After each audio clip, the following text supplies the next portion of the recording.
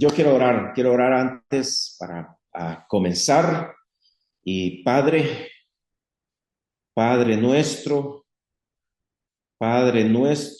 que estás en los cielos, reinas ya en nuestro corazón y pedimos que venga tu reino.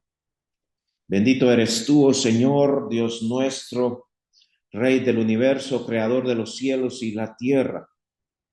Tú, el Todopoderoso de Israel y Redentor de todas las naciones, el santo y fiel, el justo y verdadero. Gracias porque tú eres un Dios infinito y aún así te acercaste a nosotros para que te conociéramos. Permítenos conocerte más cada día a través de la revelación de tu palabra. Que este tiempo sea para honra tuya, porque te conoceremos más. Gracias. En tu santo nombre, el nombre que es sobre todo nombre, el nombre de tu Hijo, Jesús. Amén. Cuando tenía 8 años, comencé a interesarme por la espiritualidad. Recuerdo que ese despertar me llevó a hacer preguntas sobre Dios, sobre la vida, sobre el propósito de nuestra existencia. Podrán creer, 8 años. Me gustaba leer los libros de aventuras, como Huckleberry Finn. Me gustaba leer libros de fantasía. Me gustaba leer el periódico porque era lo que más teníamos de acceso en ese tiempo. Conseguíamos algunas revistas extrañas de esas que aparecían en los clasificados del periódico y las pedía por correo y unos días después llegaban. Por eso creo firmemente en el ministerio con niños, en la enseñanza a niños, en la evangelización de niños a niños, en el discipulado de niños a niños, porque sé que los niños entienden más de lo que muchos suponen. Los niños toman decisiones y pueden desarrollar una relación genuina con Dios desde pequeño. Esa convicción me ha llevado junto con mi esposa a enseñar a niños durante 18 años, además de haber tomado la decisión de educar a nuestros propios hijos en casa mediante el homeschool en sus primeros 9 años al menos. Sin embargo, mi camino hacia la verdad no fue lineal. Unos subes, bajas. Algunos de ustedes vieron quizá aquella película The Life of Pi, la vida de Pi. Refleja mucho de lo que fue mi niñez y adolescencia, yendo y buscando de una religión a otra. Así que en mi búsqueda de lo espiritual, llegué al punto de presentar una ofrenda a una divinidad hindú. Llegó ahí un sacerdote que dirigió esa ceremonia en sánscrito, el idioma antiguo religioso de la India, y luego de esto comencé a practicar el yoga y la meditación trascendental. Me sumergí en todas estas prácticas con el deseo de encontrar respuestas a mis inquietudes de niño, adolescente, con mente por lo fantasioso, por lo que estaba más allá de las estrellas, experimentando así en este sentido la palabra entera de esa meditación, ¿verdad? Trascendental. Pero en mi adolescencia, no obstante, mis inquietudes cambiaron y me llevaron a debates con mis maestros, especialmente de la clase de Biblia y de la clase de filosofía en secundaria, y mis inquietudes fueron tomando todos estos rumbos extraños. A los 17 años yo estaba pero convencido de que las versiones modernas de la Biblia no eran confiables. Yo decía que los traductores, según su región del mundo, según su confesión cristiana, su denominación, podían haber estado tergiversando la enseñanza de la Biblia, y por eso discutía con mis maestros sobre estas traducciones, sobre estas versiones, y cuestionaba la fidelidad del texto bíblico. Ahora podrán entender algunos de ustedes que han conocido algo de lo que nos hemos involucrado, cómo esto llegó a tener un significado especial cuando fui director de desarrollo institucional para las Sociedades Bíblicas Unidas en Honduras, y haber tenido incluso el gran privilegio de supervisar la actualización del Evangelio de Marcos al misquito hondureño, que había sido traducido primero al misquito de Nicaragua. Así que discutía, pero Dios tenía preparado un giro inesperado en mi vida. En un viaje en bus de 4 horas subí, y estaba allí una amiga de descendencia judía que había conocido la noche anterior, y la había conocido así, como un entorno familiar judío. Y aquí estaba ella leyendo la Biblia en el bus, lo cual me sorprendió, me llamó la atención por la percepción que tenía de que un judío no leía el Nuevo Testamento. Yo andaba leyendo y colocado así en mi brazo como para que ella lo viera, un libro que se titulaba Las profecías de la gran pirámide de Egipto. ¿Qué les parece? Y paso yo a la par de ella pensando, esto va a estar bueno, decía yo. Y al final, pues, me senté ahí a la par, y yo empecé a decirle que mis dudas acerca de la credibilidad de las escrituras que ella andaba leyendo, y empecé a decirle que yo creía en la resurrección de los muertos, perdón, en la reencarnación de los muertos una y otra vez. Yo creía, además de la reencarnación, que de repente podía salirme un viaje gratuito a Marte con algún ovni, cosas por el estilo. Pero ella venía estudiando el libro conocido como Evidencia que exige un veredicto, de George McDowell, aunque a quien tuve el privilegio de conocer y contarle esta historia, y él muy finamente me regaló una versión actualizada de su libro, de su gran tesis, Evidencia que exige un veredicto, que una de estas evidencias están enfocadas precisamente a hablar de la credibilidad de las Sagradas Escrituras a la luz de los descubrimientos de los rollos del Mar Muerto, un lugar que tuve el honor de visitar, de estar ahí varias veces y de encontrarme allí en las cuevas de Qumran, donde unos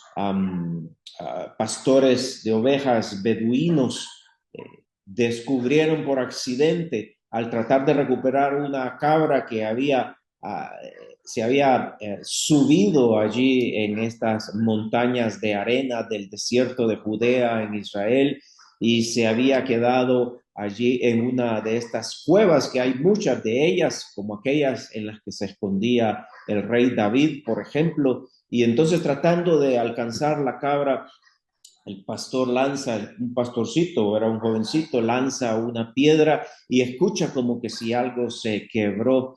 Y al lograr llegar ahí, la gran sorpresa y descubrimiento del siglo: manuscritos bien conservados, 200 años antes de Cristo, muchísimos de ellos, porque son una gran cantidad que fueron siendo descubiertos uno tras otro allá por 1945, y entre ellos estaban porciones completas del Antiguo Testamento, que hoy son conservados en el Museo de Israel, en el Santuario del Libro, como se llama esta biblioteca especial, en realidad todo un santuario donde conservan estos manuscritos, donde pudimos estar con el especialista que los ha curado por más de 40 años, pero el punto es que con esa historia mi amiga fue desbaratando todos aquellos conceptos y prejuicios que yo tenía, tan sencillo como poner en evidencia que un manuscrito escrito 200 años antes de Cristo era idéntico a una copia, digamos, profeta Isaías, idéntico a una copia del profeta Isaías, un manuscrito del profeta Isaías de 1000 años después. Idéntico. Pueden ver eso. Idéntico. La preservación del texto bíblico es uno de los grandes milagros. Es el gran milagro que nos da evidencia acerca de la existencia de Dios. Cuando alguien me pregunta, ¿cómo saber que Dios existe? Hay dos respuestas. Una de ellas, la preservación milagrosa del texto, fidedignas copias de las escrituras que nos pueden, a través de todas las ciencias bíblicas, llevar al convencimiento y a la claridad de que tenemos la palabra de Dios en nuestras manos, una palabra que viene a ser para nosotros esa revelación de la vida eterna. Mientras avanzábamos por la carretera en ese viaje de 4 horas en bus, veíamos las vallas con versículos bíblicos sobre la salvación que don Paco Pineda, nuestro hermano que ya está gozando de la presencia del Señor, había mandado a colocar. Estamos hablando que esto fue en 1980, hace 45 años. Yo tenía 17 años cuando esta conversación, y yo conocí a don Paco un tiempo después y me enteré que él era quien mandaba a publicar esos versículos bíblicos que iluminaron mi comprensión de la salvación. Ella me iba explicando el significado de esos versículos mientras me demostraba cómo aquellos manuscritos hallados en Qumran confirmaban la fidelidad de las escrituras a través de los siglos. ¿Saben? Yo solo me pongo a pensar en Juan capítulo 5, cuando Jesús, en medio de una discusión con los maestros de la ley, tiene un pequeño gesto con ellos, a lo que yo le llamo un piropo, porque les dice: ustedes estudian las escrituras diligentemente, con dedicación, con diligencia, con esmero. Ustedes estudian a fondo las escrituras porque les parece que en ellas se encontrarán la vida eterna. Y Jesús les dice: pero las escrituras, esas escrituras, refiriéndose al Antiguo Testamento, de quien hablan es de mí. Y ciertamente que es impresionante ver cómo aún hoy en día los rabinos o quienes se preparan para rabinos en Israel estudian la Biblia así, y es realmente de admirar, y puede uno hablar con ellos y de verdad tener valiosos momentos de comprensión, de edificación. Pero en aquel momento, aceptar, llegar al punto de decirle a mi amiga, después de más de 3 horas hablando ya: ok, me convenciste, me persuadiste, y cambié mi manera de pensar. Y le dije: tengo que aceptar que las traducciones y versiones modernas de las Sagradas Escrituras son dignas de un estudio profundo, diligente, con precisión.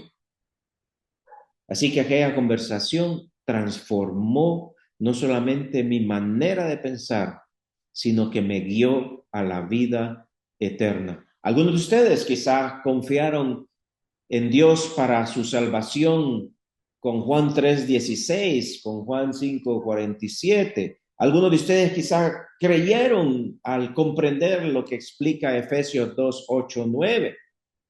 Pero en mi caso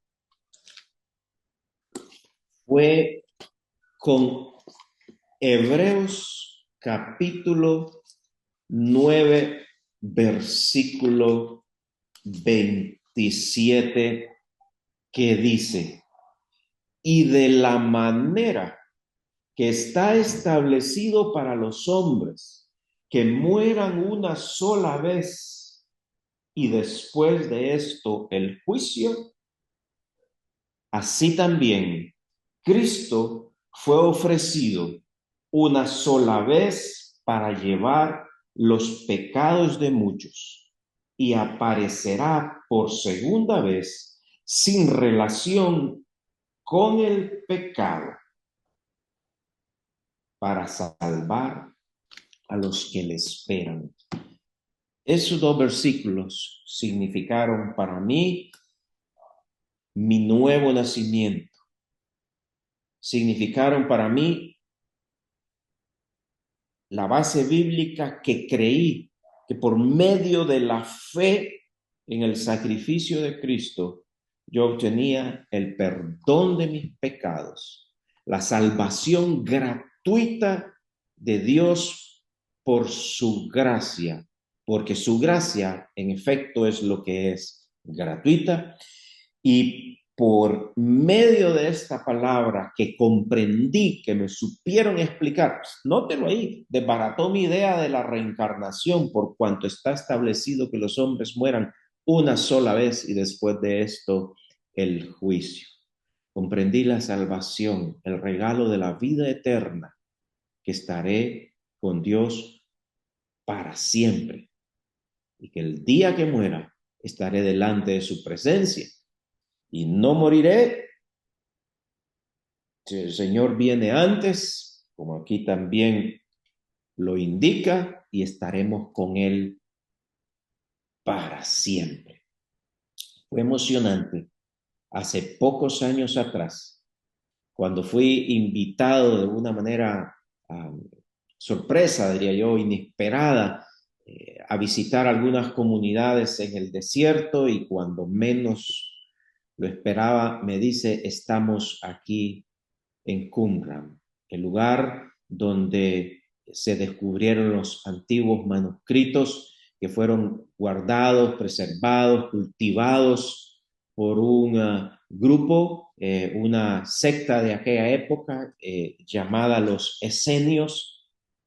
Se cree que Juan el Bautista, Juan el primo de Jesús, perteneció a este grupo, y ahí entre ellos se decía que alguien como Juan había salido de ellos a comenzar un nuevo ministerio que nosotros entendemos de abrirle el paso a Jesús. Fue un momento muy emocionante porque yo no me lo esperaba, mi emoción fue evidente, terminé siendo entrevistado por dos medios que estaban ahí presentes, y di gracias por estar en ese significativo lugar que, si algo recordó, fue ese momento. Les digo, 19 de septiembre de 1980. Y si alguno tiene una manera de ir para atrás ahí en los calendarios, creo que era un día jueves. Pero no solo eso, pasé de muerte a vida aproximadamente a las 4:40 de la tarde, cuando con mis labios, pero más allá de ellos, en mi espíritu que nacía de nuevo, Dije, gracias Jesús por dar tu vida por mí y salvarme. Hoy doy gracias a Dios porque alguien me pudo explicar su palabra, las sagradas escrituras, la Biblia, para que yo la entendiera. Al iniciar este espacio de teología con café, quiero que juntos exploremos los métodos de interpretación y estudio de la Biblia. Es fundamental conocer cómo acercarnos a las escrituras con fidelidad, profundidad y aplicación para nuestra vida. Lo que yo he compartido con ustedes de mi testimonio es solo un punto de partida para demostrar que Dios guía nuestros caminos y nos lleva a la verdad cuando tenemos un corazón dispuesto a buscarle. Jesús mismo dijo, si alguno quiere conocer la voluntad de Dios, sabrá si yo vengo de Dios o no. Así que bienvenidos a esta primera clase. Será un tiempo de aprendizaje, un tiempo de reflexión y un tiempo de crecimiento para nuestra fe. Vamos a ver hoy una parte, posiblemente vamos a tener una o dos partes más con respecto a este tema, pero yo quiero que ustedes sepan algo a propósito de testimonio. Quiero mostrarles algo. Lo que yo voy a compartir con ustedes, lo aprendí por primera vez en 1984 y estos papeles amarillos son la evidencia. Los compartió conmigo el pastor Nelson Guerra, a quien estoy seguro muchos de ustedes conocen. Pero no termina ahí, mire, no termina ahí. Todo este material yo se los estoy pasando a ustedes de nuevo, pero hoy les estoy mostrando este documento amarillo de 1984. Un año después, este mismo material fue a solicitud mía mecanografiado nuevamente porque el pastor Nelson Guerra me dio el gran privilegio de enseñarlo por primera vez en un campamento doctrinal que se llevó a cabo en el lago de Yohoa, en Honduras, un lugar conocido como Bagope, que quiere decir bautistas gozando y pescando. Y la chica que lo reescribió, que lo, ¿cómo se dice? Lo retypeó, lo usó en aquellas máquinas de escribir antiguas, es nada más y nada menos hoy que mi bella estrella, la estrella que Dios me regaló, mi esposa. Yo quiero decir dos cosas con esto. Uno, aprecien a sus maestros. Y no hay mejor forma que apreciar a sus maestros como el aprecio que yo le tengo al pastor Nelson Guerra, que no te quedes con lo que el maestro te enseñó. Recordarán lo que Pablo le decía a Timoteo, lo que has oído de mí en presencia de otros testigos. Sí, ustedes lo saben.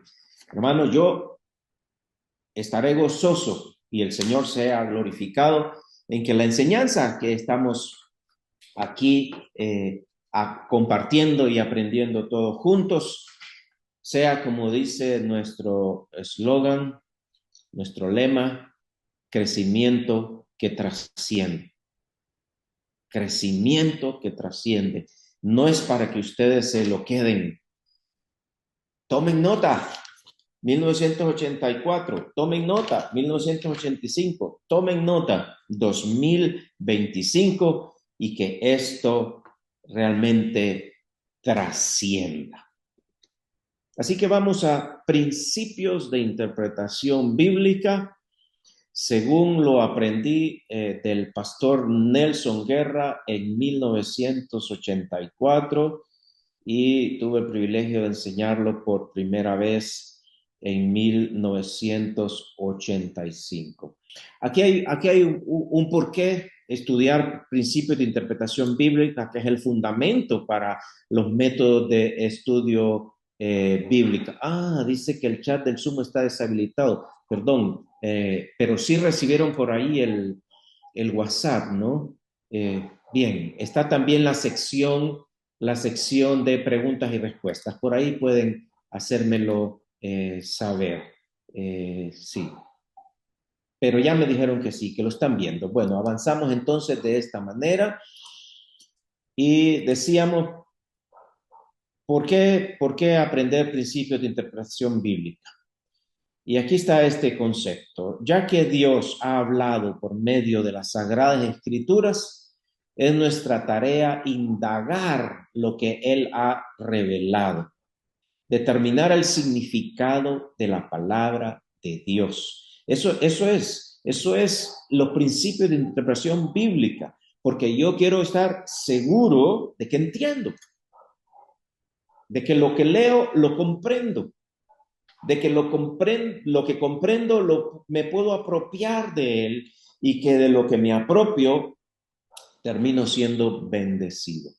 Por tanto, es importante determinar cómo se debe entender la palabra de Dios. El propósito de la hermenéutica, es decir, de los principios para interpretar la Biblia, es el de establecer estos principios y leyes para interpretarla de manera correcta.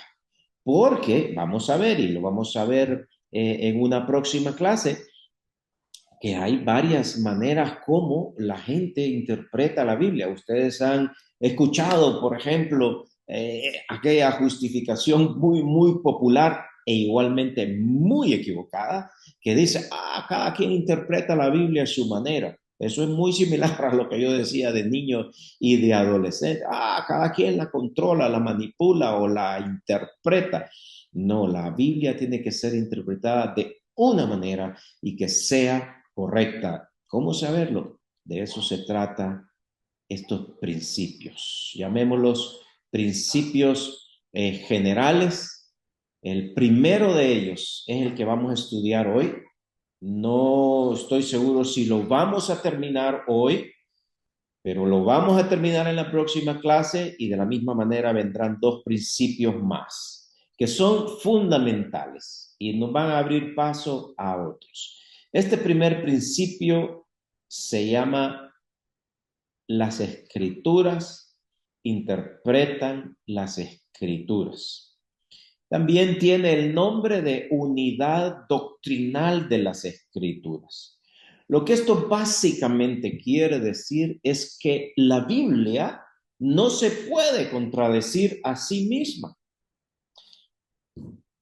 Alguien puede decir, no, si se han encontrado errores en la Biblia. Alguien puede decir, no, si hay algunos pasajes que da a entender que otros los contradicen. Todas esas son aparentes contradicciones. Mediante una disciplina para interpretar las escrituras, mediante los principios y leyes que nos guían hacia la verdad, nos vamos a dar cuenta que todas esas aparentes contradicciones o errores de la Biblia tienen una respuesta o solución. Nosotros creemos que la Biblia fue inspirada por el Espíritu Santo en los autores que la escribieron, guiándoles a ellos, y que en su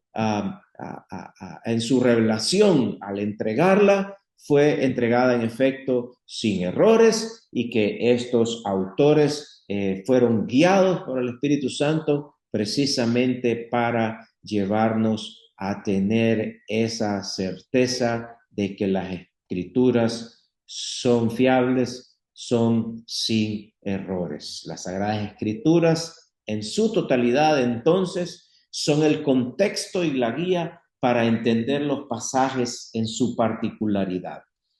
El todo nos ilumina con las pequeñas partes.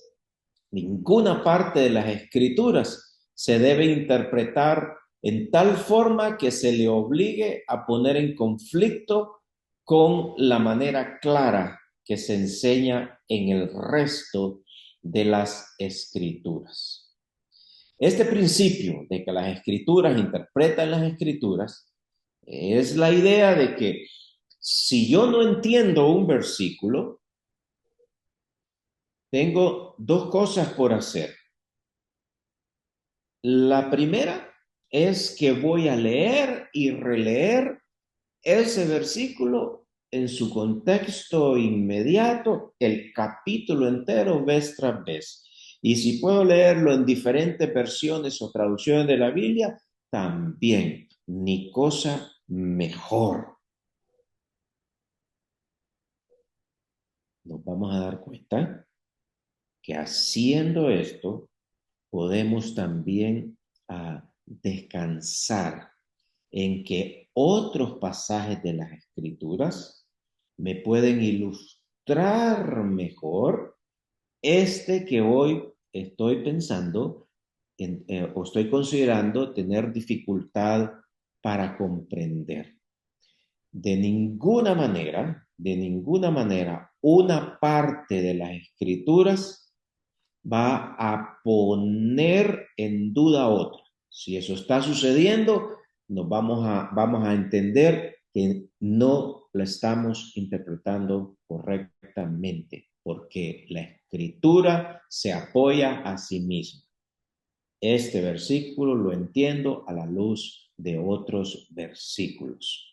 Este principio descansa en la presuposición de que la Biblia es la palabra inspirada de Dios y por lo tanto es consistente y coherente. Y es aquí donde también decimos que si la Biblia fue inspirada, que si es el Espíritu Santo de Dios mismo quien la inspiró, entonces en el aprendizaje de la Biblia y en la enseñanza de la Biblia, no debiera haber una supuesta contradicción entre lo que la Biblia dice y lo que el Espíritu Santo de Dios quiere enseñarnos. La Biblia y el Espíritu Santo no se contradicen porque fue el Espíritu Santo mismo quien la inspiró.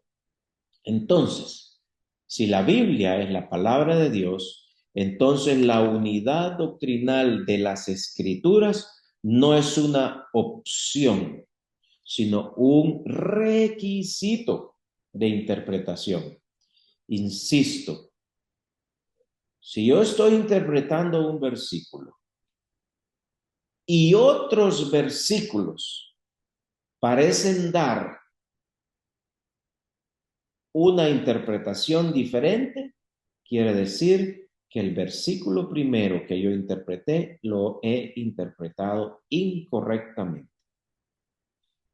La Biblia no se contradice a sí misma. La implicación importante de este principio. En las Escrituras existe un sistema de verdad.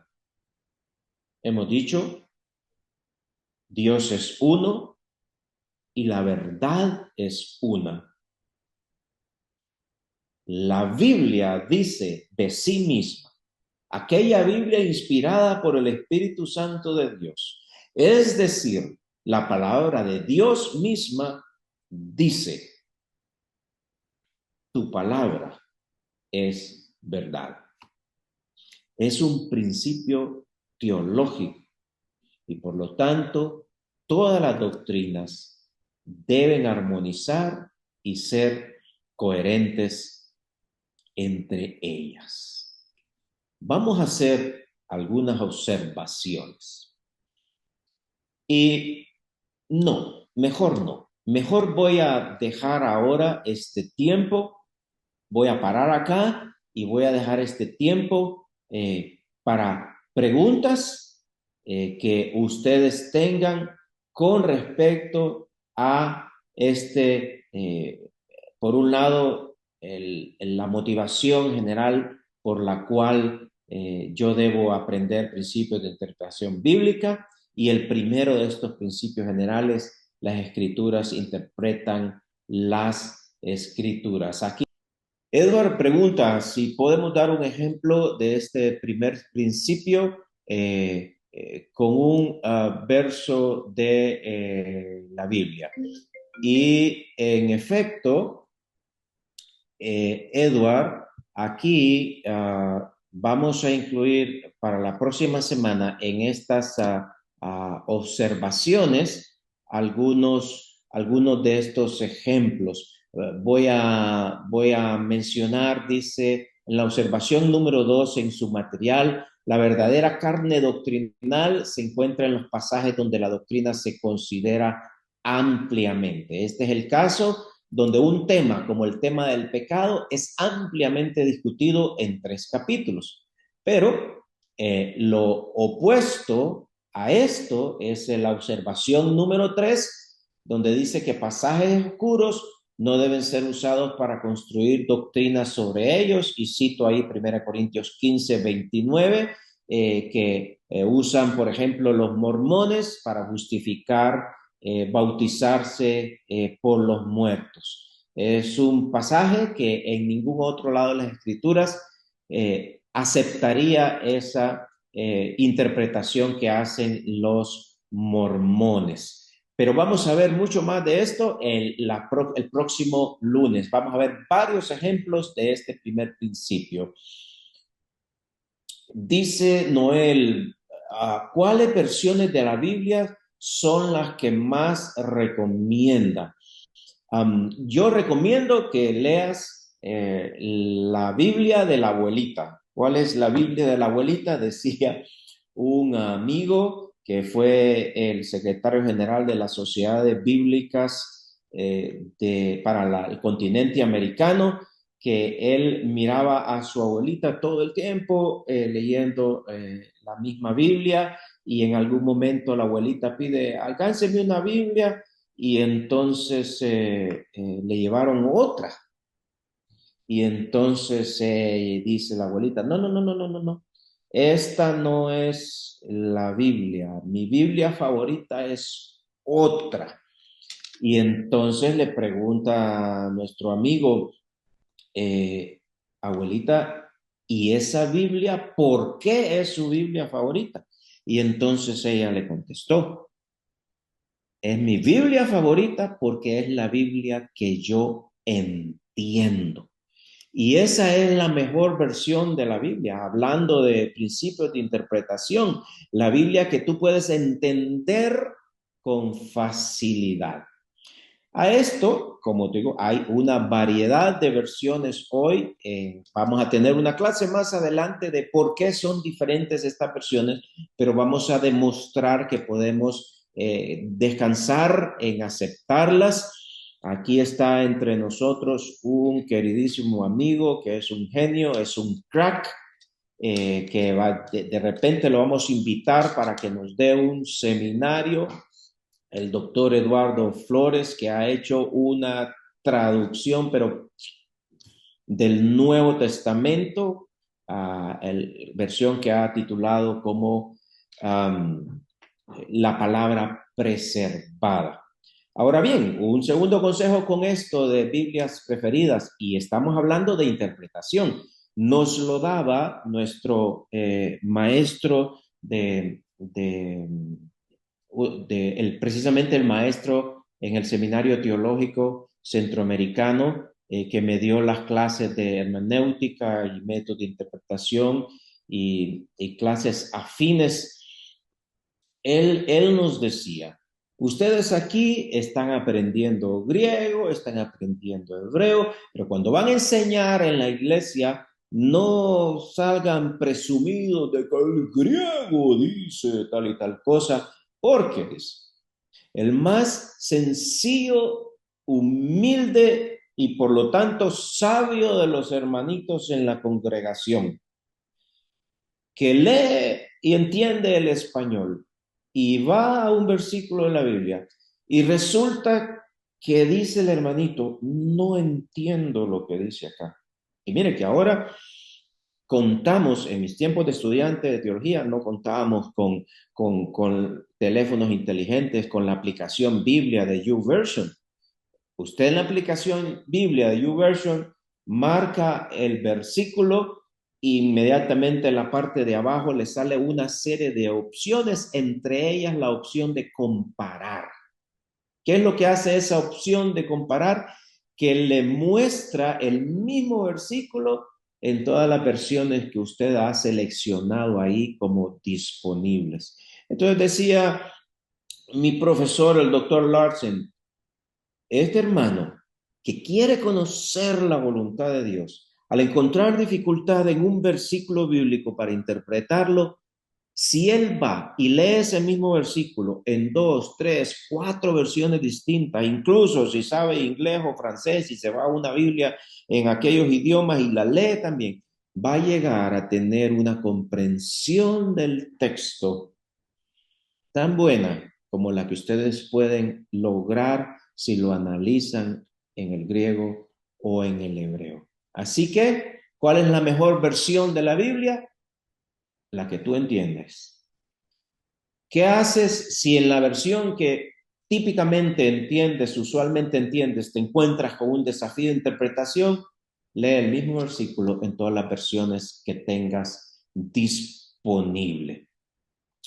Um, Me gusta que con otros pasajes podemos obtener mejor contexto y explicación de pasajes que a veces nos llevan a la confusión, dice Oscar Cuello. ¿Cómo al preparar un tema podemos llevar a una manera práctica lo que estamos interpretando sin salirnos de lo que realmente quiere decir el pasaje? Esa es una buenísima pregunta, pero hoy mi querido Oscar, a quien recientemente conocí en persona, um, vamos a decir que tocará esperar, pero les muestro otro papel amarillo obtenido de la hemeroteca del pastor Nelson Guerra, que habla del equilibrio entre lo doctrinal y lo práctico. Para eso que tú preguntas, Oscar, vamos a aprender que al interpretar la Biblia vamos a seguir tres pasos: observación, interpretación y aplicación. Y que cuando no seguimos estos tres pasos al estudiar la Biblia, podemos caer en errores. Si de la observación paso a la aplicación, estoy pervirtiendo la verdad. Si no observo, intento interpretar y después aplicar, estoy distorsionando la verdad. Si observo e interpreto, pero no aplico, estoy obstaculizando la verdad. Vamos a aprender mucho más de esto un poquito más adelante, Oscar, para así no caer ni en confusión ni en error. Mónica pregunta, ¿son útiles las referencias cruzadas en la Biblia o más bien no? No todas las Biblias traen, pero recuerdo que mis primeras Biblias sí los traían. Sí, sí hay muchas Biblias. Obviamente esto es parte de la casa editorial que las publica, porque es un trabajo adicional que debe ser honrado en el precio que se paga por una copia. Pero la mayoría de las Biblias lo que hoy traen son referencias sencillas para hacer mención, en el caso, por ejemplo, del Nuevo Testamento, cuando cita versículos del Antiguo Testamento, entonces te dice cuáles son. Pero referencias cruzadas son buenísimas porque nos ayudan a este principio precisamente, porque nos dan todos los pasajes de la Biblia que se refieren al mismo tema de ese versículo que ustedes pueden estar estudiando. Así que, de hecho, vale la recomendación. Busquen una versión de la Biblia su preferida, pero que incluya, ahí lo dice en la pasta, que incluye referencias cruzadas. Hoy en día hay mucho material electrónico también que con facilidad va a tenerlo. Sé que nos hemos pasado del tiempo, yo voy a respetar, si alguno de ustedes no puede continuar, igualmente espero hacerles llegar la grabación posteriormente, pero considerando el hecho también de que dimos una espera para todos aprender a usar esto y conectarnos, voy a seguir unos minutitos más con el permiso de ustedes. Dice Ángel Florentino, hay muchos comentarios bíblicos que en mi caso han facilitado la comprensión de algunos pasajes, pero es una buena práctica el buscar estos comentarios. A veces utilizan ideas tan complejas conectadas con otros versos, haciendo bastante complicado seguir el hilo y tener cuidado en saber si lo que se dice es verdad, pero siempre suena como si lo fuera. Bien, voy a decir, Ángel, que digamos que esto es un arma de doble filo, los comentarios. Eh, al estudiar teología como profesión, te diré que no usamos los comentarios. No son una fuente porque los comentarios ya responden, por decirlo de la manera más respetuosa, al trabajo de observación, interpretación y aplicación que otra persona hizo. Y claro, tú estás preparándote para aprender a hacerlo con la guía del Espíritu Santo y con la disciplina de seguir las pautas que aprendes a hacer tu propia interpretación. Yo recomendaría que en vez de comprar un comentario bíblico, mejor comencemos por una Biblia con referencias cruzadas, porque no te va a dar la interpretación, te va a poner a trabajar para que la encuentres.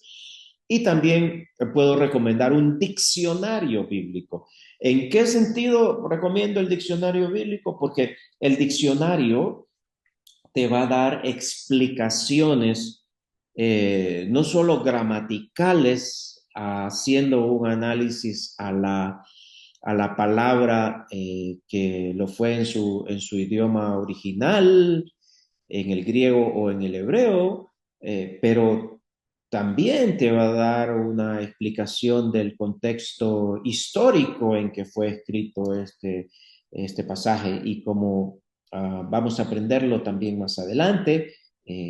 Nuestro método será el método literal, gramatical, histórico, aquel que me ayuda a comprender qué clase de literatura estoy leyendo, porque la Biblia tiene poesía, tiene narrativas, tiene historia, tiene cantos, uh, tiene profecías, todo esto son estilos literarios que debo aprender a manejar. Dice David Granera, ¿qué libros relacionados a teología podemos leer paralelamente a las clases? Me está dando una buena idea, David. Creo que voy a terminar escribiendo un libro sobre teología con café. Pero bien, un tema aquí es en realidad no tanto un libro de teología como en general, sino tal vez libros o colecciones tienden a ser de 2, 3 tomos de teología sistemática, pero debes saber que hay un trasfondo detrás de cada autor y en ese sentido lo más importante es que identifiques los principios generales que siguió el autor para interpretar, que acostumbran a ponerlos en la introducción de sus teologías sistemáticas y que también identifiques el trasfondo confesional o denominacional del autor porque te dirá la orientación que va a llevar. Hoy en día hay teologías sistemáticas escritas por teólogos bautistas, por teólogos pentecostales, por teólogos reformados y van a ser diferentes. Yo prefiero animarte a que mejor compres, adquieras libros técnicos. ¿Qué son libros técnicos? Hay libros del tema que estamos llevando, de cómo interpretar la Biblia, de cómo conocer las figuras del lenguaje de la Biblia, de qué métodos son convenientes no solamente para el estudio, sino también para la exposición de la Biblia. Eso es lo que yo llamo libros técnicos, porque de la sabiduría que tú ya has adquirido por la enseñanza de tus pastores, maestros y líderes, esa sabiduría que solamente es refrendada por el Espíritu Santo que nos guía, porque su ministerio es precisamente iluminarnos y hacernos entender la palabra, te va a llevar entonces a observar en el texto, interpretar el texto y aplicar el texto a tu vida. Buenas noches. Quisiera saber si recomienda utilizar Biblia de estudio con anotaciones para estudiar la Biblia. Pregunta Alejandro Vallecillo. Es algo muy parecido a lo que digo con respecto a los libros de teología sistemática. Todas estas Biblias, recuerde, las Biblias de estudio y las Biblias de anotaciones fueron hechos por alguna persona que yo no dudo de su devoción al Señor y de sus buenas intenciones, pero mi deseo aquí contigo hoy, Alejandro, es que aprendas por ti mismo a tomar tus propias anotaciones. Por eso les he mostrado aquí materiales con mi puño y letra de lo que anotaba tantos años atrás. Puedo mostrarles colecciones de más páginas amarillas, ¿verdad? De anotaciones que uno hace. Animo a que tengamos esa disciplina de llevar un diario. Hoy hay tanta facilidad en los mismos teléfonos para que ustedes graben sus audionotas, cosas así por el estilo. Y es tan edificante cuando tiempo después vuelves a aquello y dices, wow, lo que el Señor me mostró en aquel momento y hoy cómo lo necesito o cómo sigo hoy aprendiendo. Hermanos, muchas gracias por participar en Teología con Café. Me siento animado, agradecido, con humildad. Les digo, ustedes y yo juntos aprenderemos de Dios, de su persona y de su obra. Y por gracia suya somos encaminados en su verdad. La paz y la gracia de Dios abunden en ustedes. Nos vemos el próximo lunes a las 8 de la noche, hora de Centroamérica.